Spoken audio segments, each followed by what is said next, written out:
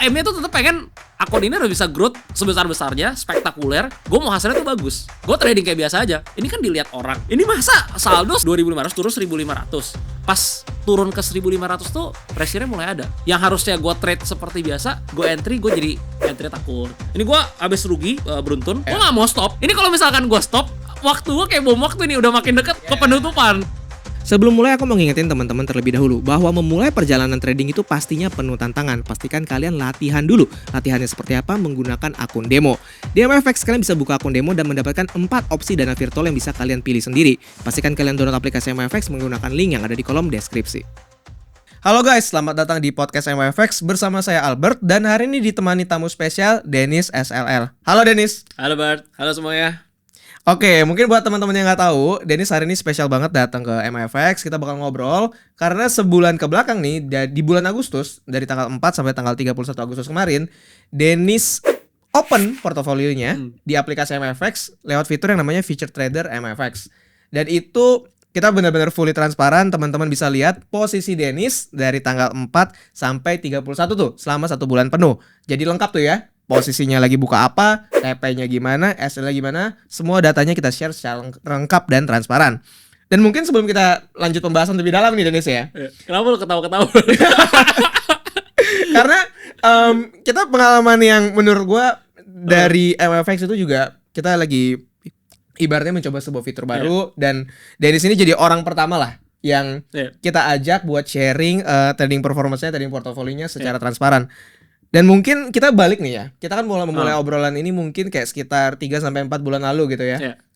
Mungkin di saat pertama kali diajak sama MFX buat yuk kita lagi ada fitur baru, kita bakal open portofolio.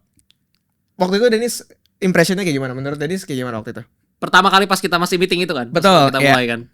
Pertama kali gue seneng. Karena kan wah ini seru gitu. Karena biasa kan cuma ya udah campaign MFX kan kita udah kerja bareng dari 2021 ya, 21 lama banget lah.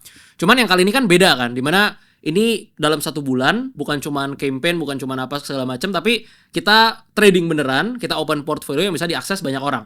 Awalnya gua sangat tertarik, makanya kan sebelum kita kan ada apa kayak grace period ya sebelum kita mulai. Kan gue ada kayak kita, lu kasih tau nih ini gini nanti bakal muncul fitur segala macam, kita ada pre-tradingnya dulu kan. Betul, ada periode tesnya dulu. Iya, gitu ya. Pas itu wah gue bener-bener fokus nih, pokoknya ini harus trading bener-bener. Kalau bisa ya mungkin agak beda ya. Kalau misalkan dari Albert, dari MFX pasti kan maunya supaya fitur ini kira-kira disukain gak nih sama para audiens. Kalau gue perspektifnya beda, Bert. Gimana tuh perspektifnya? Kalau gue itu kan pengennya ini growth-nya bisa gede banget. Benar. Beda ya. Dari Ya. MFX kan maunya berarti kalau campaign ini berhasil berarti wah ini fiturnya orang-orang pada senang segala macam. Kalau gue kan berharapnya nih 500% kan nih. 500% kan.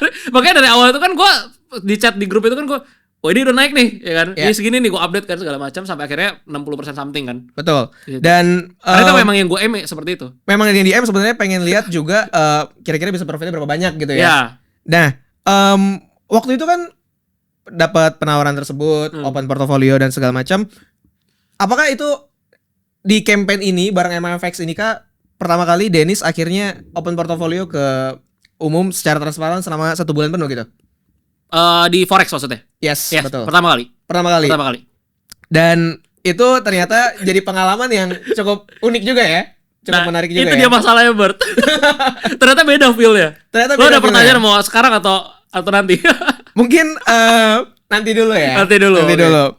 Nah, mungkin gue akan fokus ke sebelumnya dulu. Sebelum kita periode mulai campaign-nya gitu ya. Dari sebelum mulai trading gitu ya, sebelum mulai campaign-nya kita mulai, ada nggak sih kayak ketakutan, kekhawatiran hasil tradingnya nanti kayak gimana atau seperti apa? Dan atau waktu itu memang udah yakin nih pede nih kayaknya bisa hasilnya bagus dan segala macam. To be honest ya.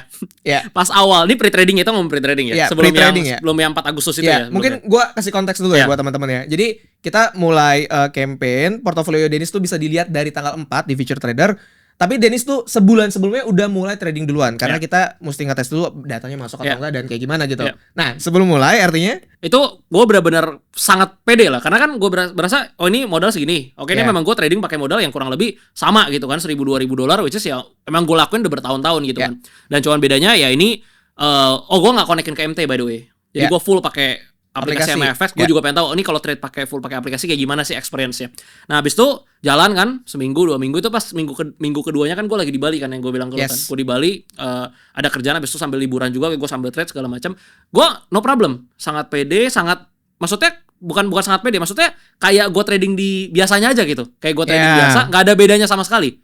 Makanya kan ada profit, ada loss, sempat drawdown ke 1.300, habis itu naik lagi akhirnya sampai 2.000 lebih, 60% something kan. 60%. Akhirnya ya udah kayak bener-bener trading biasa, fun, nggak ada pressure, nggak ada apa sama sekali, nggak ada perbedaan kayak gue trade di akun sendiri.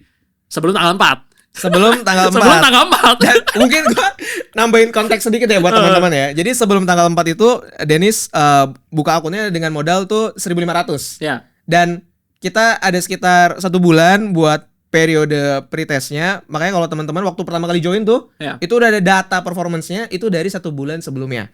Dan itu di pre-campaign-nya Dennis dari 1.500 waktu itu sampai 2.500 ya. Makanya waktu itu growth dari account-nya sendiri sekitar 60% kalau nggak salah. Dan artinya memang waktu pre-trading dan akhirnya trading beneran itu beda gitu artinya ya. Pas mulai tanggal 4. Oh, beda jauh. Oke, mungkin sebelum gua fokus ke hasil gitu ya. Bisa dijelasin dulu nggak kan buat teman-teman yang mungkin ngikutin, ngeliatin. Sebenarnya dalam periode trading portofolionya dibuka ini, strategi Dennis itu seperti apa? Misalnya ada strategi tertentu atau buka posisinya selalu di jam tertentu, ada posisi tertentu atau gimana? Gua pertama ya, gue tuh selalu ambil itu di sesi Asia. Atau biar pakai lebih gampang pakai jam aja ya buat teman-teman mungkin banyak yang kurang ngerti. Jadi gue ambil di sesi pagi lah, di sesi pagi yang less volatility. Jadi kan kalau teman-teman tahu ketika market US buka di Indonesia itu sekitar jam 8.30 malam. Dan ketika US buka itu biasanya market itu sangat volatile. Ini kita ngomongin semua pair ya, baik itu di forex market atau apalagi di Nasdaq, apalagi misalkan di gold dan lain-lain. Ditambah lagi kalau kita lihat news juga mostly kan 70%, 80% kalau USD udah pasti newsnya itu jam 7 ke atas. 7.30, 8.30, jam 9, jam 10 malam di jam Indonesia. Sedangkan kalau kayak kita jam 12 siang, jam 11 siang, jam 1 siang ya kan. Itu news itu jarang kecuali pair lain lah, pair di luar USD. Jadi gua cari itu justru yang less volatile. Supaya gue bisa ambil ya cuman 20-30 pips karena untuk intraday. Jadi 3 jam, 4 jam cukup. Itu yang pertama ya untuk sesi. Yang kedua gue hindarin news.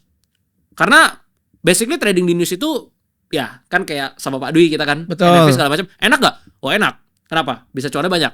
Betul. Karena kan kita open posisi gak usah terlalu besar. Kayak gold aja 300 pips langsung. Pergerakannya langsung gila. 0,1 aja kan udah berapa kan? Udah berasa banget gak usah open posisi gede-gede. Cuman di sini gue hindarin news karena ada banyak faktor lah. Pertama kan ada slippage, ada spread segala macam. Dimana ketika gue trading pas news di account yang memang ini untuk selama 1 bulan yang akan dipublish di fitur MFX, ini takut ada error. Jadi gue hindarin. Jadi gue nggak trade pas news tuh. Gue trade-nya ya udah siang, sore. Ya kalau misalkan malam sesi US gue lihat dulu. Oh ini kalau nggak ada high impact news ya udah gue baru trade. Itu yang pertama. Yang kedua ya tadi kan udah sesi sama news. Yang ketiga kalau secara strategi sebenarnya sama seperti yang kita dari yang kita ebook bareng segala macam itu kan mungkin teman-teman udah pernah baca juga atau mereka masih bisa akses gak sih? Masih bisa akses ya. Kalau misalnya belum pernah baca. Di sana kan gue tuangin semuanya di mana ya strategi gue simple seperti itu. Di mana yang gue lihat cuman market structure, classic support SNR, ya habis itu juga trendline. Jadi di mana indikator-indikator sebenarnya gue bukan orang yang anti, dulu gue pun pakai gitu. Kayak misalnya RSI lah paling simple ya kan, lihat overbought, oversold-nya seperti apa. Habis itu pakai misalkan EMA 200 deh untuk lihat ini uptrend atau downtrend segala macam. Cuman gue terakhir ini 2 tahun belakang ini gue naik ke chart, gue ilangin indikatornya supaya sebenarnya nggak banyak bias. Jadi kan sometimes kayak ini gue udah ketemu misalkan tab kedua, tab ketiga, ini udah plannya error cukup menarik misalkan 1:3 untuk sell position. Terus tapi indikatornya berkata lain nih, indikator B berkata lain, jadi bias gitu kan. Jadi gue mengurangi itu supaya decisionnya itu ya udah didasari atas pure market structure, major SNR, minor SNR, dan juga trendline seperti itu. Dan seperti yang gue juga bilang, gue itu trade itu kan kalau lu lihat historicalnya juga kelihatan gitu kan. Kalau nggak di EU, gold, GJ, GBP, JPY, ya kan cuman itu aja pairnya. Mungkin yang exotic pair gue nggak gitu sentuh karena beberapa alasannya spreadnya lebih besar. Kalau EU kan kalian coba deh kalian buka appnya MFX misalkan kalian compare misalkan spreadnya Euro USD sama exotic pair misalkan, itu beda jauh. Kalau di Euro USD udah pasti spreadnya kecil, karena itu kan major pair. Nah itu gue lebih suka gitu. Apalagi kalau untuk intraday kan spread itu lumayan berpengaruh kan untuk kita punya hasil akhir. Nah jadi pairnya kira-kira di situ aja. Habis itu kalau untuk strategi entry-nya ya mostly sama ya, buy on weakness ya atau sell and breakdown, yang paling gue suka dua itu. Kenapa? Karena kalau misalkan biasanya ya kalau kita lihat pas breakdown itu di beberapa pair, apalagi khususnya kalau di major itu turunnya bisa dalam, jadi kita bisa ambil RR 1 sampai 1:2 sampai 1:3. Itu lumayan. Dan kalau buy on weakness, kenapa? Karena ya kita lihat kalau misalkan seperti gold, ini kan lagi uptrend kuat kan, lagi uptrend, lagi super bullish lah. Jadi kalau kita terapkan strategi buy on weakness, kita bisa dapat RR yang besar. Kenapa RR yang besar itu kadang sometimes masuk akal, kadang nggak masuk akal. Kayak misalkan kita ambil 1:5, sometimes nggak masuk akal di market yang sideways. Betul. Tapi kalau kayak gold kemarin kan 3.300 ke 3.350, 3.350 ke 3.400 sangat cepat dalam 2 hari, 300-500 pips. Jadi ketika kita bisa buy on weakness, misalkan stop loss-nya 50 pips, bisa TP 250 pips, why not gitu kan. Jadi itu sih. Oke, artinya strateginya sama lah sama yang di ebook itu kalau mereka. Yang udah sempat di-share sama MFX di ebook tuh, pernah kita bikin ebook bareng juga. Memang tidak terlalu berbeda sama strategi yang udah pernah di-share waktu itu ya. Dan sebelum kita mulai trading period ya, itu kan kita ada masa di mana Dennis ngasih tahu dulu nih ke audiensnya Dennis, ke grup-grupnya juga gitu ya, bahwa Dennis akan buka portofolio di mana teman-teman bisa ikutan lihat secara real time gitu ya. Reaksinya gimana waktu itu? Oh, mereka semangat pas awal. Oke. Pas pertengahan nanya, kok rugi kok? awal semangat. Karena kan basically mereka bisa, kalau yang gue chat ke mereka di grup segala macam, outlook segala macam, mungkin kan ya ketika gue sempat, kalau misalkan pas gue lagi nggak sempat gue trade tapi gue nggak sempat kirim, mereka kan nggak dapat outlooknya. Sedangkan kalau di sana kan mereka bisa akses semua yang gue lakuin di account tersebut. Jadi ya mereka sangat, gas banget. Mereka sangat antusias lah pas awal. Ya, dan mungkin gue recap sedikit gitu ya. Kita berjalan selama 1 bulan dari tanggal 4 sampai tanggal 31. Itu kita mulai, artinya di tanggal 4 itu equity-nya sekitar 2.500. Ya. Dan seiring berjalannya waktu, kayaknya ada beberapa kali consecutive loss. Itu ada sampai mungkin gue inget di sekitar 1.500-an awal. Nah, boleh diceritain nggak? Sebenarnya di periode tersebut, balik lagi nih buat teman-teman juga tahu gimana jadi trader gitu ya. Di periode tersebut dari 2.500 ke 1.500 tuh sebenarnya apa sih yang terjadi? Oke. Yang di 2.500 pas ini berarti pas mulai ya, pas awal. Ini kayaknya kemungkinan kayak sekitar minggu pertama nih ya. Tanggal 4, tanggal 5. Itu sebenarnya nggak ada problem. Nggak ada pressure sama sekali. Ya nggak ada pressure, orang akunnya lagi profit kok, ya kan? Betul. Pressure apaan, orang lagi 60%. Dimulai dengan positif kok. Iya, dimulai dengan positif ya, sama, masih awal, nggak ada masalah sama sekali. Cuman ini gue gak mau melakukan pembelaan ya, nanti teman-teman lihat di akhir rugi ya rugi gitu kan, memang hasilnya rugi. Betul. Gitu. Cuman ketika gue trade, yang ada di pikiran gue itu, gue ini kan portfolio terbuka. Sebenarnya ada kesalahan pribadi gue sih. Gue nganggapnya ini sebuah challenge sih untuk diri gue supaya bisa 500% bisa 1000% nih. Oke, artinya ada mindset yang berbeda saat kita portofolionya dibuka dengan waktu trading sendiri gitu ya. Enggak, belum. Pas di saat itu belum. Belum. Okay. Karena kan masih profit, masih 60% nih. Cuma udah menempatkan sebuah goal gitu. Iya, gue mau challenge nih. Gue bisa, ini kan 1.500. Kalau bisa closing di 5.000 atau di 8.000 atau di 9.000, berarti kan berapa kali lipat nih. Yes. Itu yang gue aim sebenarnya dari awal. Nah, habis itu trade dong, kayak biasa trade. Kebetulan di satu rugi. Kalau mau buka nanti gue kasih lihat juga akun gue di luar akun challenge itu rugi juga pas di tanggal itu. Rugi, turun dong. Turun sampai 1.800, 1.900, habis itu balik lagi 1.600 sampai 1.500. Nah, pas di 1.500 pressure-nya muncul. Oke, pressure-nya muncul habis minggu-minggu pertama tuh pressure-nya muncul. Pressure-nya muncul. Pas udah di 1.500 lah pokoknya pressure-nya muncul. Pressure yang muncul tuh seperti apa? Karena gini, ini kan akun diliatin. Pertama, gue sebenarnya kan nggak ada tanggung jawab ke siapapun di sini. Betul. Karena kan itu bukan copy trading, itu bukan apa kan? Itu cuma fitur yang kalian bisa lihat kayak ya udah gue buka aja transparan. Dan dari awal juga MFX juga waktu kita ada janji profit kan. Mulai campaign ini kan kita juga bilang kita cuma pengen kasih lihat buat teman-teman tuh secara transparan gimana trader pro itu akhirnya beneran trading gitu kan. Dan kita juga nggak pernah heboh ngajakin pasti profit kayak gimana gitu kan. Memang nggak harus ikutin juga gitu. Betul, nggak harus ikutin juga. Makanya kalau teman-teman lihat waktu itu fiturnya memang nggak ada ajakan buat langsung ayo trade sekarang, tapi langsung kayak ini buat insight buat kalian bisa lihat chartnya sendiri gitu. Dan dari MFX juga nggak ada tuntutan bahwa gue harus profit, nggak ada. Yes. Gue trading kayak biasa aja. Nah cuman pressure-nya itu muncul karena ya ini kan dilihat orang. Ini masa saldo 1.500 nih. Ya. 2.500 turun 1.500. Masa akhirnya begini berhenti di 1.500 berarti nggak ada performa dong. Oke. Itu pressure muncul. Karena kan gue aimnya tuh tetap pengen akun ini harus bisa growth sebesar-besarnya, spektakuler, biar ini keren nih berhasil karena fitur pertama kali dibuat di MFX, gue lagi orang pertama yang pakai. Gue mau hasilnya tuh bagus. Itu yang selalu gue aim kan. Nah pas turun ke 1.500 tuh pressure-nya mulai ada. Yang harusnya gue trade seperti biasa, gue entry, gue jadi entry takut. Oke. Yang harusnya gue misalkan harusnya gue stop dulu, misalkan kayak oke ini kan udah loss nih berturut-turut gitu kan. Udah gue coba stop misalkan trading personal gue gitu ya. Kayak yang gue selalu cerita ke lu di podcast sebelumnya kan ada kan. Ini gue habis rugi beruntun, gue stop dulu lah 3 hari. Atau mungkin kalau ruginya banyak banget, gue stop dulu lah 5 hari. Ya, nafas kan dulu ya. Gue gak mau stop, gue gak stop itu kan. Itu ada alasannya. Waktu gue bukan sampai 30 hari bos, 27 hari kan. Tanggal 4 sampai 31. Ini kalau misalkan gue stop, waktu gue kayak bom waktu nih udah makin deket ke penutupan. Gue gak bisa balikin. Jadi pikiran gue udah, gue harus trade sebanyak-banyak. Gue harus trade supaya gue bisa balikin sebelum ini selesai gitu. Karena dikunci sama sebuah time frame gitu ya. Ya, ini sampai tanggal 31. Oke. Waktunya di jalan terus nih. Oh, sisa berapa belas hari lagi nih. Masa 1.500 nih. Trading, kebetulan rugi lagi kan. 1.300.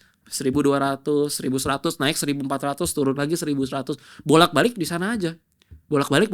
Itu mungkin masih yang pas udah di 1.500 kan udah mulai takut. Karena mulai takut jadi MM-nya lebih RPT dikecilin gitu kan. Lebih konservatif. Kalau pas 2.500 ya gue jujur aja RPT tuh gede banget. Ya gue hajar $100, $120, gue bodo amat gitu. Karena kan posisinya lagi profit. Nah pas di 1.500 ke 1.100, 1.300, 1.100 itu udah RPT udah mulai kecil sebenarnya. Nggak bisa naik Bert. Karena mungkin ya itu ya ada pressure, habis itu memang mungkin nggak dapat momentumnya, memang lagi masa gue nggak perform di saat itu, jadi bolak-balik di sana terus, nggak naik, pokoknya bener-bener nggak naik, nggak bisa lewat 1.500 tuh nggak bisa lewat, balik 1.100, 1.200, 1.200 begitu terus, SL TP, ya udah sisa 4 hari terakhir ya, tanggal 25 ya, iya, 25. beberapa hari terakhir lah. Wah ini momentum nih. Ini waktunya nih gue balikin kan. Sisa 3 hari terus gue berasa kayak oke, gue ada minggu-minggu kemarin memang tradingnya mungkin lagi jelek. Gue udah mulai pede lagi. Ini gue akan trade seperti biasa layaknya gue trade. Untuk teman-teman yang nggak tahu ya, gue itu trading itu bukan nggak pakai MM sebenarnya. Jadi di podcast sebelumnya itu sebenarnya gue pernah ceritain juga waktu itu bareng Albert juga. Jadi di luar money management, di luar risk trade itu ada yang namanya deposit management. Kenapa kalau misalkan kalian tanya, gue masih trading pakai akun $1.000 gitu. $1.000 lah paling sering. Itu ada alasannya. Karena kalau gue trading di akun $10.000, $10.000 itu kan adalah 10% drawdown dari akun $100.000. Jadi kalau misalnya gue ambil funded account atau misalkan anggap gue ada modal nih $100.000 nih 1,5 M, gue itu kan maksimum drawdown 10% berarti 150 juta.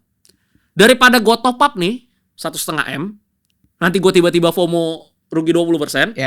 Mendingan gue top up aja 150 juta, $10.000. Ya dong? $90.000 ya gue simpennya di rekening nih, atau gue taruh di saham atau di mana lah pokoknya. Gue trading lah dengan $10.000. Kalau gue trading dengan $10.000, drawdownnya berapa? 10%. $1.000 dong. Ya udah gue pakai $1.000, gue bisa RPT suka-suka. Maksudnya RPT suka-suka gimana? Ya udah gue tembaknya risk $200, risk $300, bodo amat. Kalau akunnya $1.000 MC nih habis nih, ya gue top up lagi lah $1.000. Kan $1.000 itu cuma 1% dari $100.000. Karena kan modal gue bukan 1.000 sebenarnya. Modal gue 100.000 nih. Cuman ya gue top upin $1.000 aja. Itu ya namanya deposit management lah. Kalau misalkan lu nggak mau money management yang ribet, ya udah lu pakai deposit management. Tapi ingat satu hal, sebenarnya ketika 1.000 udah jadi 2.000 ya harus di WD. 1.000 jadi 3.000 harus di WD. Nah itu kan yang gue lakuin kan. Nah jadi pas udah 1.100 saldonya, sisa 5 hari terakhir, ya gue berasa gue lakuin hal yang cara tradingnya memang biasa gue lakuin. Gue tembaknya risk $150, $200, $100. Karena gue anggap ya udah, lu risk $150 kan lu RR 1/2 $300. Ini naik cepet nih pasti ke 1.500, 1.800. Balik lagi kayak pas pertama gitu kan, kayak cara trading gue lah, memang ini cara trading gue. Karena di pertengahan periode tadi sempat terganggu lah ya. Sempat terganggu, gue aneh kan. Lu kalau misalnya lihat ini kok apa nih take profit $20. loss kan $10, take profit $20. Harusnya di akun 1000 itu cara trading gue nggak seperti itu. Yeah. Justru harusnya profitnya $200, risknya misalkan 200 stop loss $200, take profit $400, harusnya angkanya seperti itu. Cuma kan karena takut kan. Yeah. Karena takut. Ya udah akhirnya pas terakhir itu gue mau balikinnya udah gue pakai gue anggap ini nggak transparan, gue anggap gue trade di akun biasa. Jadi abis lah ya udah. Kan memang deposit management kan $1000 memang cara trading gue biasa seperti itu. Pas gue trading rugi. Oke, rugi. Dan 5 hari terakhir itu kalau kan biar mereka bisa lihat kan di masih 1100 turun ya udah 900, 700, naik 1000, 700, 500. Kan cuma 4 kali sampai 6 kali trade doang. Ya, dan terakhir kita menutup performa tradingnya nih, open portofolionya itu artinya sisa $350-an. Rugi guys. Rugi ya. Rugi. Dan ini kalau kita assume dari modal awal 1.500 mungkin sekitar berapa persen tuh artinya? 70 kali ya? 70%. Iya. 70%. Sisa 25%. Iya, 25%-an gitu ya. Yeah. Dan yang cukup lumayan sebenarnya karena di awal mulai campaign kita juga udah pretest artinya dari 2.500 ke 300 gitu ya. Dan itu artinya memang ada beberapa faktor yang sebenarnya cukup menarik dan cukup unik. Dan mungkin bisa dibilang kan ini situasi trading yang situasional dan settingan lah ibaratnya kan. Karena dalam arti Dennis punya target, Dennis portofolionya dibuka, dan ternyata itu kan situasi yang tidak biasa dan belum tentu dialami sama teman-teman gitu kan. Dan itu ternyata ada pengaruhnya gitu ya. Besar banget. Besar ya. Karena gini, ini buat teman-teman tahu ya. Ini gue buka di sini sekali lagi gue buka pembelaan karena gue rugi ya. Gue rugi bodo amat, gue bilang rugi. Cuman gini, kalau gue mau curangin nih, biar gue keren di mata MFX atau di mata kalian nih, sebenarnya gampang banget. Kan itu udah 1.500 ke 2.500 Bert. Iya. Udah 60% dong. Selama tanggal 4 sampai tanggal 31, gue trading aja pakai RPT $4, $2. Gue mau rugi misalkan 100 kali pun, itu 2.500 $4 nih. Ya. 100 kali berarti kan $400. Anggap deh gue rugi 100 kali berturut-turut, yang which sebenarnya nggak mungkin kan. 2.500 sisa berapa? 2.100. Ya. Gue masih bagus nih portfolionya. Cuma balik lagi bukan itu yang gue incar kan. Gue incarnya ya udah gue mau trading apa adanya sesuai cara trade gue memang kan. Gue pengen ini lihat ini bisa berapa sih, bisa 500% nggak gitu. Kalau gue cuma mau sekedar supaya ini angkanya bagus, waktu itu gue nggak usah. Kan yang penting ada buka posisi, yang penting formalitas dong. Betul. Jadi gue trade $4 rugi $4. Itu 2.500 mentok-mentok paling jadi 2.100 kalau gue rugi terus. Betul. Dan hasilnya bagus kan, gue bisa pamer ke kalian kan. Lu lihat nih, gue di MFS gini. Cuma kan bukan itu tujuannya kan. Betul. Kan mau transparansinya kan. Iya, kita mau real experience-nya. Cuma abis ini gue dikata-kata nih kalau komen. Pasti kenapa Dennis nih, kenapa Dennis? Iya. Pasti begitu kan soalnya. Ya biasa kalau profit dipuja, kalau rugi pasti pasti ada aja ya hatersnya ya kalau lagi rugi. Nah, cuma waktu di periode tengah-tengah itu, waktu ada loss beruntun kan turunnya cukup jauh ya dari 2.500 ke 1.500 sampai di akhirnya juga sisa $300 itu, audiensnya Dennis, viewersnya Dennis ada yang protes nggak? Di grup banyak yang nanya. Di grup banyak yang nanya. Pas sudah di 1.100 ke 800 tuh banyak yang nanya.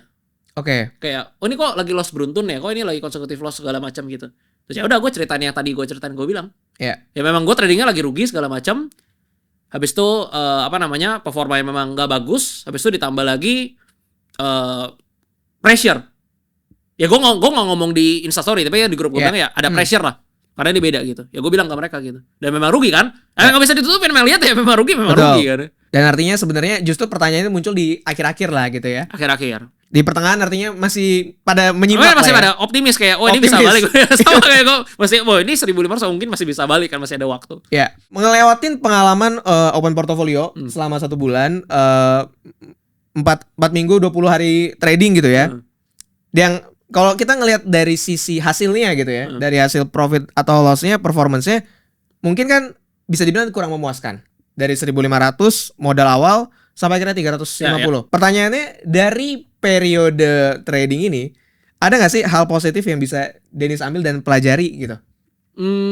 Kalau di open portfolio ya jangka waktu harus lebih panjang. Nggak, kalau buat gue ya tadi ya ini gue berdasarkan yang selama 26 hari kemarin ya. Cara trading gue ini satu statement yang mungkin paling penting ya daripada yang di luar daripada soal evaluasi rugi atau untungnya. Cara trading gue itu nggak bisa diikutin orang lain. Karena misalkan gini Bert, ini kan berarti kalau misalkan mereka lihat, wah ini kan drawdown-nya jauh kan. Ya. 1.500 ke 350. Kita berandai-andai misalkan. Waktu itu kan 1.500 sudah ke 2.500. Betul. Anggap deh 2.500 dia naik lagi sampai 5.000 nih di closingan. Atau biar gampang di 6.000 deh. Berarti kan 4 kali lipat dong dari 1.500. Apa yang akan ada di pikiran audiens? Wah, cara trading ini sangat works. Pakai deposit management. Mereka semua lakuin itu. Kan mereka nggak lihat ruginya. Kan gue nggak setiap minggu untung. Kan ada nih kayak bulan-bulan ini kayak rugi kan. Ini berarti yang kalian lihat ruginya nih. Nah ketika mereka ikutin pas mereka dapat rugi-ruginya dan mereka nggak bisa kontrol, mereka deposit, jadinya kan jadi kayak gambling.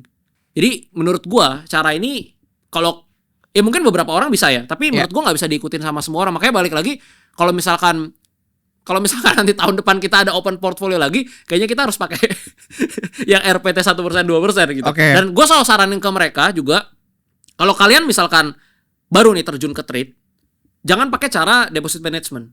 Jangan pakai anggap ini lu modal $10.000 lu ambil drawdown 10% lu deposit habis lu RPT asal-asalan, jangan menurut gua. Lu tetap aja top up $1.000 tapi lu pakai RPT 1-2%. Sampai lu udah bisa konsisten 1 tahun, 2 tahun, 3 tahun. Nanti kalau lu mau deposit management yang kayak gua misalkan ambil 10% drawdown-nya, itu baru nanti pakai $100, $200. Itu nanti ketika lu udah bisa di akun utama lu itu pakai RPT. Karena kan gua tetap ada akun lain gitu kan. Gua ada akun $50.000 yang RPT 1-2%. Yang gue jadiin cash flow gitu. Untuk kalau nggak gue gimana gue beli kripto, gue investasi gue kan nggak bisa kan kalau nggak ada itu kan. Jadi itu tetap gue lakuin. Tapi gue ada akun yang $1.000 ini yang sometimes kalau misalkan lagi bagus bisa jackpot. Bisa 1.000, bisa mungkin jadi 8.000, bisa jadi 10.000, bisa jadi 12.000. Tapi kalau hilang berapa? Hilangnya 1.000. Karena kan udah deposit management seperti itu. Lu nggak bisa rugi lebih dari 1.000 dong kan, yang lu deposit 1.000 gitu kan.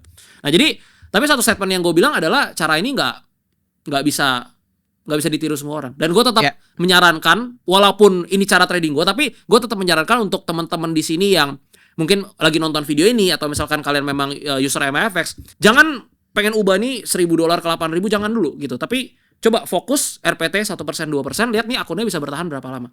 Sebenarnya kalau kita dari awal kita terapin akun RPT 1-2% itu nggak mungkin 1.500, 1.350 nggak mungkin. Gue fair-fairan aja. Cuman gue juga fair-fairan kayak gini. Kalau misalkan dari awal gue pakai RPT 1%, itu 1.500 juga nggak bisa jadi 2.500. Ya betul. Paling ya 1.600, 1.550, cuman sedikit pasti. Karena kan risknya kecil kan, 1%, 1.500 itu cuma $15 kan. Berarti ya sekali rugi $15, sekali untung mungkin $20-30, kecil.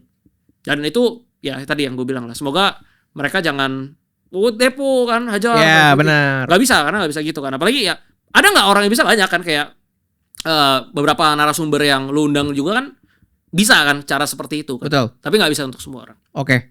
Dan sebenarnya kalau kita lihat trading coba kalau kita lihat trading datanya gitu ya secara lengkap, sebenarnya kan posisi tuh terakhir kalau gue lihat tuh kayak 100 lebih banyak. Posisinya itu banyak banget. Ya. Dan sebenarnya kalau kita lihat win rate-nya tuh juga nggak jelek kok. Kayak sekitar 50% lebih ya. Dan artinya memang yang tadi Denny sudah jelasin sih soal masalah manajemen resikonya, itu yang bikin akhirnya akun itu bisa loss sebesar itu. Ya. Dan itu pasti juga gue sangat yakin sering juga terjadi sama teman-teman di rumah. Ya. Mereka udah punya sebuah strategi yang sebenarnya udah works, ya. Udah profitable juga, sebenarnya win rate-nya udah bagus. Ya. Tapi terkadang ada faktor-faktor yang bikin jadinya di saat tutup buku jadinya rugi. Jadi gitu ya. rugi. Entah itu risk manajemennya, entah itu mentalnya juga kena. Nah ini kebetulan Dennis karena portofolio yang dibuka nih jadi kena gitu ya. Iya. Dan itu yang jadi menarik sih. Kadang sebuah win rate yang baik kalau nggak didukung sama money management, itu ya hasilnya bisa belum tentu baik juga. Benar. Oke, setelah ngelewatin masa trading campaign ini selama 1 bulan, portofolionya di open gitu, teman-teman semua bisa dilihat. Pertanyaannya, kapok atau enggak? Kapok apa nih? Kapok buat open portofolio atau enggak? Gue justru penasaran sih. Gue penasaran. Tuh gue pikir-pikir justru gara-gara gue join campaign dan feature trader MFX yang baru pertama kali ini, gue jadi dapetin something sih. Justru gue jadi pengen sebenarnya kayak selama ini kan gue trading ya udah di community gue emang kasih lihat transparan. Tapi kan seperti yang tadi gue bilang gitu kan. Sometimes ada yang ini gue deposit, habis itu ada yang MC, habis itu misalkan ini ada yang 1.000 jadi berapa apa segala macam. Tapi gue nggak pernah share yang ini kayak misalkan satu account, misalkan yang dari 2020 deh misalkan 5 tahun, yang semuanya itu aktivitas di account itu secara transparan. Itu kan nggak ada. Dan gara-gara ini gue jadi kepikiran kemarin. Gue baru aja mikir kayak minggu lalu. apa menarik ya kalau misalkan gue bikin satu akun trading, ya nanti gue konekin ke third party lah yang bisa diakses orang. Tapi semua aktivitasnya gue trade di situ. Jadi misalkan ya udah gue deposit misalkan $1.000, gue trading, withdrawnya berapa. Nanti kalau misalkan margin call ya nggak masalah. Tapi nanti gue deposit lagi segala macam. Dan itu pasti track back 1 tahun hasilnya tuh kayak gimana. Gue jadi kepikiran pengen itu. Karena menurut gue yang kita lihat ini kan sebenarnya bisa trading atau enggak bukan. Oh hari ini lu profit $400, berarti lu bisa trading. Yeah. Lu profit $1.000, yang satu profit $400 berarti yang $1.000 lebih jago kan sebenarnya bukan itu kan. Yang dilihat itu akumulasi. Betul. Dalam 1 tahun, dalam 5 tahun hasilnya itu seperti apa? Jangka yang lebih panjang lah sebenarnya. Jangka yang lebih panjang. Karena kita bukan ngomongin cuman sekedar hari ini profit karena lu full margin gold gitu. Habis itu goldnya terbang ke 3.540, lu cuan $20.000 gitu misalkan. Besok-besok kan nggak bisa. Ya. Ya belum tentu kan. Nggak bisa diulang terus kan. Sedangkan kalau kita lihat kan trading itu gimana lu setahun bisa berapa persen sih growth-nya? Betul, dan orang pasti mencarinya sebenarnya sustainability dalam jangka waktu lebih panjang sebenarnya. Benar. Dan dari data itu kan lu bisa lihat berarti total modal equity-nya berapa, average equity-nya berapa, total withdrawal lu berapa, total deposit-nya berapa, total cuan lu yang berhasil lu realisasikan di rekening itu berapa. Itu kelihatan kan. Nah itu juga jadi kepikiran. Jadi kalau tanya kapok atau enggak sih sebenarnya nggak kapok. Malah gue pengen bikin yang kayak gitu yang bisa diakses ya udah ini jangka panjang gitu. Karena menurut gue ketika ada sebuah portfolio itu sekali lagi bukan untuk flexing ya. Karena kalau mau untuk flexing ya beli sport car aja. Benar. Ngapain lu flexing akun kan? Akun bisa diedit juga. Cuma membentuk portfolio itu adalah supaya memberikan sebuah perspektif baru kepada trader pemula gitu, trader yang baru mau belajar bahwa ini loh akun trading yang udah jalan 1 tahun. Oh ini akun trading yang udah jalan 2 tahun. Oh ini kayak gini loh mereka lihat. Ini loss-nya loh, ini adalah momen ketika lagi rugi nih di bulan, misalkan bulan Agustus, lagi rugi. Ini di bulan lagi bagus banget tradingnya, 1 bulan misalkan bisa dapetin profit $20.000, $30.000. Kenapa? Oh karena view-nya ini tesisnya gold-nya bullish dan posisinya 80% buy di gold misalkan. Dan tradingnya bagus segala macam. Itu yang perlu kan sebenarnya. Ya. Jadi kalau ditanya kapok atau enggak sama sekali enggak, justru malah gue pengen buat sih. Malah penasaran ya? Malah penasaran untuk kasih perspektif dan gambaran gitu. Karena kan sebenarnya kalau misalkan cuman edukasi segala macam gitu kan mereka bisa akses banyak lah. Betul. Iya kan kayak lu mau belajar dari ChatGPT, nonton podcast, akses ke e-book kan gratis semua segala macam bisa. Tapi kan kalau untuk lihat perjalanan atau proses selama misalkan 1 tahun 2 tahun itu yang jarang kan ditemukan. Dari tadi kan kita banyak berbicara soal pengalaman dari Dennis sendiri gitu ya. Nah kalau menurut Dennis buat teman-teman yang ngikutin campaign ini mungkin rajin ngeliatin performa tradingnya Dennis. Apa kira-kira pelajaran berharga yang bisa diambil dari trader-trader yang melihat portofolionya Dennis? Maksudnya pelajaran buat mereka atau? Buat mereka. Karena kan berarti kita ngomong buat Dennis kan soal mental, money management dan segala macam. Kalau buat audiens yang ngikutin, menurut Dennis apa yang bisa mereka ambil? Yang satu ya tadi jangan trading pakai cara gua. Nanti lu rugi lo 1.500 ke 300. Nggak, tapi ini beneran. Jangan trading pakai cara gua dulu, jangan. Tapi lu tetap trading pakai risk. Ya udah 1% dari 1-2% dari portfolio itu dulu. Lu bisa jalan itu 1 tahun 2 tahun dulu sampai nggak MC ya, sampai akun itu growth-nya kelihatan. Ya growth-nya itu nggak usah besar gitu. Maksudnya bukan ngomongin nanti kalau 1 tahun pakai risk reward 1-2%, tahu-tahu modal 1.000 cuma jadi 2.000 lagi 100% itu udah gede banget sebenarnya. Lu nggak perlu M yang kayak gue pengen jadi 8.000, pengen jadi 10.000, 20.000. Itu ntar dulu gitu. Ketika lu udah bisa tanggung jawab sama lu punya akun utama yang pakai risk reward 1-2%, nanti lu baru bisa pakai deposit management yang akun kecil ya. Kenapa gue bilang bisa gitu? Karena gini, misalkan one day lu udah punya modal nih kan, misalkan 50.000 deh atau 100.000 gitu kan di akun utama. Nah ini kan modalnya cukup gede kan, Bert. Ya. Misalkan orangnya memang udah bisa disiplin nih, ya 100.000 deh misalkan, dia bisa dapetin misalkan profit 3% aja, 3%. Misalkan 3% udah $3.000 dong. Gede nggak? Udah lumayan banget. Lumayan banget. Ya kan? 3.000, 3-500, 3-5.000 $. Misalkan 2.000-nya dia pakai lah untuk invest. Dia pakai untuk invest baik di aset kelas apapun lah dia pakai misalkan. Sisa 1.000 nih. 1.000-nya dia baru pakai deposit management untuk cari yang jackpot tadi. Dia tungguin misalkan ada momentum gold lagi mau naik, habis itu dia langsung buka misalkan 3 lot, 4 lot. Habis itu 1.000 itu jadi 8.000. Lumayan dong. 8.000. Kalau 1.000 itu misalkan MC gimana habis? Ya nggak masalah, 1.000 itu kan profit dari akun utama. Jadi fokusnya itu tetap di akun utama. Dan akun utama itu kan bisa lu pakai banyak cara kan. Kayak tadi lu ambil misalkan memang ketika lu udah bisa trading lu equity $50.000 atau misalkan lu fund account dan segala macam ya gitu. Tapi yang terpenting adalah lu bisa dulu fokus dan konsisten disiplin sama risk reward 1-2% dulu. Ya 1% lah paling gampang kalau akunnya udah gede banget ya, misalnya udah 50.000, 1% dulu. Nanti yang kalau lo mau flipping itu urusan yang belakangan. Karena menurut gue gini, kalau misalkan seorang trader masuk trading gitu dengan harapan langsung pengen ubah 1.000 jadi 10.000 atau 500 misalkan jadi 5.000 segala macam, mentalnya rusak. Ya. Mentalnya rusak. Karena nih, walaupun gue pakai deposit management seperti ini, misalkan gue deposit 500 nih. Misalkan kayak lu lihat lah, gue trading di modal 500 nih, misalkan udah jadi 3.000 WD, jadi 5.000 WD segala macam. Tapi ada loh momen di mana gue deposit 500 MC, gue deposit 500 MC, gue deposit 1.000 MC, gue deposit 2.000 MC. Jadi 500 MC, 1.000 MC, 2.000 MC. Jadi habis $4.000 dalam waktu sehari, 4 kali deposit. Cuman karena gue tahu, oh ini udah stop nih limit gue nih. Gue udah habisin 4.000 nih, udah goblok nih gue nih kan. Gue berhenti. Gue gak lakuin itu, gue trading kayak biasa dulu. Nanti 2 minggu, 3 minggu pas ada momentum baru lakuin itu lagi. Tapi kalau misalkan orang yang gak bisa tahan gimana? Yes. 2.000 habis kan? Deposit lagi 3.000. Habis lagi besok deposit lagi 3.000, 3.000. Bangkrut bet kalau kayak gitu caranya. Makanya gue sangat gak menyarankan gitu. Kalau gue kan ya udah ini udah limit gue nih $4.000 nih, udah sehari $4.000 udah limit gue. Kalau $5.000 udah limit. Gak ada kayak orang kan ya sekali lagi deh, ini terakhir deh. Sampai portonya nanti investnya keluar di WD, deposit lagi terakhir akhirnya habis semua. Dari cerita kayak gitu banyak loh. Dan ya lu mungkin sering denger juga lah ya kan. Yang orang bisa rugi. Gila rugi lu 1M, 2M, rugi 3M kok bisa? Emang lu deposit banyak itu? Enggak.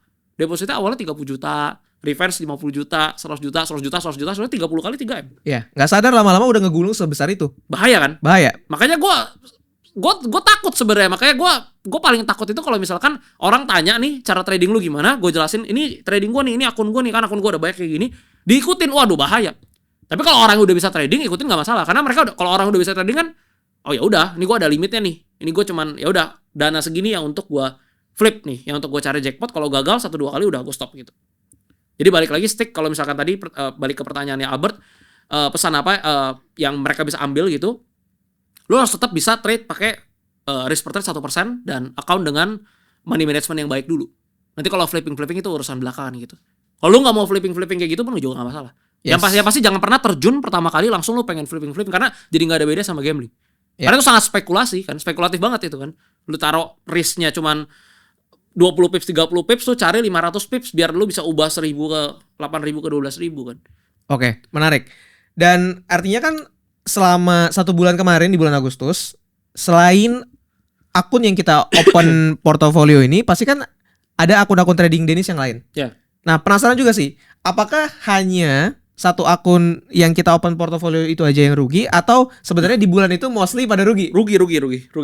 Oke. Ini rugi. Tadi kan gue ini kan sekalian nih gue kasih lihat lo biar. Ya. Lebih banyak rugi jauh. Lebih banyak ya. Ya. Rugi. Karena kalau kan memang gue trade apa yang gue trading kan. Justru kalau misalkan di sini untung, di MFX yang kemarin itu rugi, justru aneh dong. Betul. Ini ruginya tadi kan lebih banyak kan. Benar. Rugi. Karena memang tradingnya itu lagi rugi. Karena kalau misalnya tradingnya memang lagi untung di akun itu, yang di open portal itu nggak mungkin rugi. Karena kan apa yang gue trade ya udah gue trade juga sama kan. Cuma ya pas sizingnya beda karena modalnya beda ya. Ya, dan itulah realita trading, bener gak? Iya. Karena kita pasti kalau ngelihatnya secara time frame yang lebih pendek, bulan, pasti ada bulan-bulan di mana tradingnya loss. Benar. Ada bulan-bulan di mana tradingnya profit. Benar. Dan ada yang profitnya besar. Ada yang profitnya besar. Ada yang lossnya besar. Ada yang lossnya besar, ada yang profitnya kecil. Ya, ada yang lossnya benar. kecil gitu kan, beda-beda. Ya. Dan kebetulan yang di campaign kali ini lagi ada ruginya. Ya. Dan tapi bukan berarti ini jadi sebuah gambaran bahwa dalam 1 tahun bahkan rugi terus kan juga enggak gitu kan. Tapi kita harus ngeliat ya dari jangka panjangnya itu seperti apa. Paling gitu sih. Dan mungkin kalau misalnya kita ngadain feature trader lagi nih bareng Dennis lagi, hal apa yang Dennis kayaknya wah ini kayaknya perlu diimprove nih dari mungkin dari segi fiturnya deh buat teman-teman di rumah. Oke. Mungkin yang pertama ya, minta periode lebih panjang. Oke. 3 bulan kan 6 bulan. Artinya butuh periode lebih panjang karena itu lebih santai dan terlihat lebih fair juga. Tadi kan kita ada time constraint yang bikin jadinya harus mendapatkan hasil yang positif dalam waktu yang lebih pendek gitu. Ya. Dan harusnya dengan time frame yang lebih panjang, waktu yang lebih panjang, setidaknya beban pressure time-nya tuh hilang. Benar. Ya, berkurang lah ya, nggak hilang mungkin tapi berkurang. Ya, pas lu lagi rugi kan lu nggak perlu kayak sisa 15 hari lagi. Ya udah santai. Lu mau istirahat dulu 5 hari nggak trading nggak apa-apa. Masih ada 3-4 bulan kok ya kan, masih aman gitu. Pressure-nya berkurang jauh pasti. Pressure-nya berkurang. Artinya pertama time frame gitu. Ya. Selain itu ada lagi nggak? Mungkin boleh di otak-atik tuh deposit WD-nya. Deposit WD-nya. Iya. Oke. Karena enak tuh kalau misalnya. Iya, mungkin kasih konteks ke teman-teman. Kita waktu open portfolio ini di Future Trader, memang kita di awal periode banget itu Dennis deposit $1.500. Ya. Dan memang kita ingin melihat pertumbuhan akun ini seperti apa. Benar. Jadi kita dalam periode campaign-nya itu tidak ada deposit atau tidak ada withdraw. Iya, benar. Dan artinya kalau memang buat berikutnya ada deposit atau withdraw itu menarik buat Dennis gitu ya. Sangat berpengaruh ya. Karena kan basically kalau misalkan 1.500 misalkan udah ke 2.500 something lah. 2.500 lah misalkan anggap. 1.500-nya boleh di WD misalkan. Keluarin dong 1.500. Berarti akunnya itu equity-nya sisa 1.000. Ya. Modal udah aman nih. Kalau si 1.000 sisa sampai 350 kan masih profit 350 berarti. Betul. Kalau 1.000-nya habis masih break even gitu kan. Ya. Jadi kalau misalkan bisa di otak-atik deposit WD sangat menarik sih menurut gue. Gitu. Dan pas pertama kali juga nggak perlu keluarin modalnya semua. Misalkan oke, kita mau start misalnya di Future Trader MFX selama 6 bulan. Habis itu modalnya berapa nih? Misalkan sama ya 1.500. Kan pertama kali gue nggak perlu deposit 1.500. Gue depositnya 300 dulu kan. Kalau 300 dia step udah naik ke 1.000, ya udah 1.200-nya gue amanin gak usah dideposit. Ya. Tapi kalau 300-nya misalkan habis, gue tambah lagi 300. Tapi kalau habis baru tambah lagi 300 lagi. Gitu. Oke, artinya dua hal tersebut lah ya yang bisa kita improve gitu ke depannya. Karena kalau real time kan udah real time banget kan. Gue cek kan, Yes. real time buka segala macam udah keluar, udah bagus sih, udah bagus banget fiturnya. Ya, mungkin terakhir dari Dennis, ada pesan nggak buat teman-teman nih yang udah ngikutin campaign-nya, udah ngelihat performa trading Dennis selama sebulan ke belakang? Dari Dennis ada buat teman-teman? Oke, pertama thank you ya untuk MFX karena udah dikasih kesempatan lah, dimana feature trader ini kan baru ya, yang sebelumnya belum pernah ada. Dulu kita memang banyak bikin campaign jalan campaign bareng segala macam, tapi yang kali ini benar-benar berbeda dan gue dikasih kesempatan untuk orang pertama yang di-featurein di sini. Gue sangat appreciate ya, Albert ya dan tim semuanya. Thank you banget. Dan yang kedua, sorry kalau misalkan nggak perform di bulan Agustus kemarin, ya hasilnya kurang bagus ya. Dan kalau untuk teman-teman semua, harapan gue sih balik lagi tadi yang pertama, kalian bisa punya tetap stick to the money management yang benar, yang memang secara benar, secara teori dan praktek, yaitu di mana pakai risk per trade 1%, jadi bukan kayak pengen ubah duit kecil jadi duit besar. Fokus dulu di sana selama 1-2 tahun sampai bisa konsisten, baru pelan-pelan nanti naikin modalnya. Kalau urusan yang mau flipping, yang mau cari jackpot, itu urusan belakangan. Dan jangan pernah masuk ke market pengen ubah duit kecil jadi duit besar, karena itu akan merusak mental. Habis itu selanjutnya kalau misalkan nanti ada featuring lagi mungkin di tahun depan ada kayak seperti ini, gue mungkin sangat antusias ya untuk kalau bisa dapat kesempatan untuk join lagi supaya kita bisa revenge guys. Saya tetap rugi berapa, kita rugi 1.150 berarti ya. Ya, 1.150. Kita revenge tahun depan guys. Nggak lah, bercanda ya, nggak boleh revenge lagi. Ya. Tapi ya gue pengen lagi supaya bisa dapetin pelajaran baru dan supaya mungkin kalau time frame atau periodnya lebih panjang dan kita bisa lihat nanti performanya seperti apa. Dan ya thank you banget untuk MFX sudah kasih kesempatannya. Semoga nanti kalau misalkan ada lagi bisa perform lebih baik. Ya, dan kita juga dari MFX bilang thank you banget buat Dennis karena ini kita fitur yang baru pertama kali kita rilis, lagi kita tes juga. Dan semoga buat teman-teman di rumah yang nonton juga merasa terbantu dengan adanya fitur ini dan diambil positif-positifnya. Karena tadi udah beberapa juga di-share dari pengalaman Dennis itu seperti apa. Dan mungkin teman-teman bisa share, mungkin yang udah ikutan campaign ini, ikutan ngeliatin fitur ini, gimana sih pengalamannya? Atau gimana pendapatnya, feedbacknya boleh banget langsung aja di kolom komentar. Kalau mau marah-marah ke gue juga boleh. Boleh nih, nanti dibaca ya. Boleh, gue baca. Gue terima masukan. Iya. Boleh. Oke, mungkin buat pembahasan hari ini kita stop sampai di situ aja. Thank you banget Dennis. Ini pengalaman yang sangat berharga buat MFX, buat teman-teman di rumah, mungkin buat Dennis juga mudah-mudahan ya. Dan semoga kalau misalnya teman-teman di rumah juga mau, aduh fiturnya menarik banget dan pengen ada lagi ke depannya, boleh banget juga ikut komen ya. Nanti mungkin kita tahun depan bisa kita pikirkan lagi nih ya. Siap. Oke, thank you Dennis udah datang, udah ngobrol hari ini. Sampai jumpa teman-teman. Dadah.